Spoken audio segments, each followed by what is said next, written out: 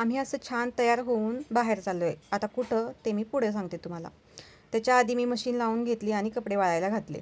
नंतर देवाला दिवाबत्ती वगैरे केली आणि मग बाहेर निघालो.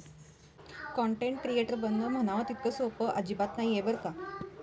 कारण घरी तर शूट करू शकतो आपण, पण जेव्हा आपण पब्लिक स्पेसमध्ये जातो तेव्हा थोडंसं अनकम्फर्टेबल फील होतं. आपल्या बायकांचं कसं असतं माहिती का? आपण घरी असलं ना की आपण स्वतःकडे अजिबात लक्ष देत नाही. ते कसं ते मी सांगते तुम्हाला.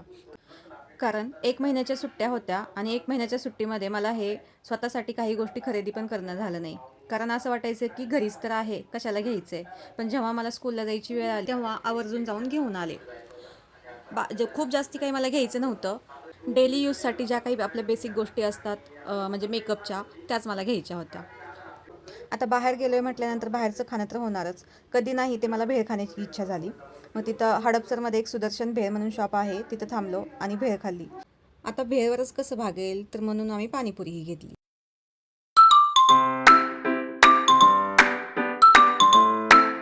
पोटपूजा झाल्यानंतर आम्ही गेलो जिओ मार्टला.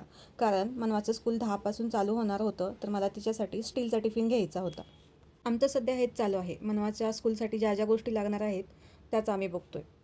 तसं बऱ्यापैकी स्कूलच्या वस्तू घेऊन झालेल्या आहेत, फक्त टिफिनच राहिला होता. आम्ही तिथं गेलो खरं, पण आम्हाला तिथं स्टीलचा टिफिन भेटला नाही. मग काय नंतर छोट्या मोठ्या गोष्टी घेतल्या आणि मग नंतर आम्ही घरी आलो. आता हा जो व्हिडिओ आहे तो आम्ही आधी शूट केलेला होता, पण मी आज इथं अटॅच केलेला आहे. तुम्हाला माझा व्हिडिओ कसा वाटला तो तुम्ही मला कमेंट सेक्शनमध्ये नक्की सांगा. भेटूयात नेक्स्ट व्हिडिओमध्ये. बाय.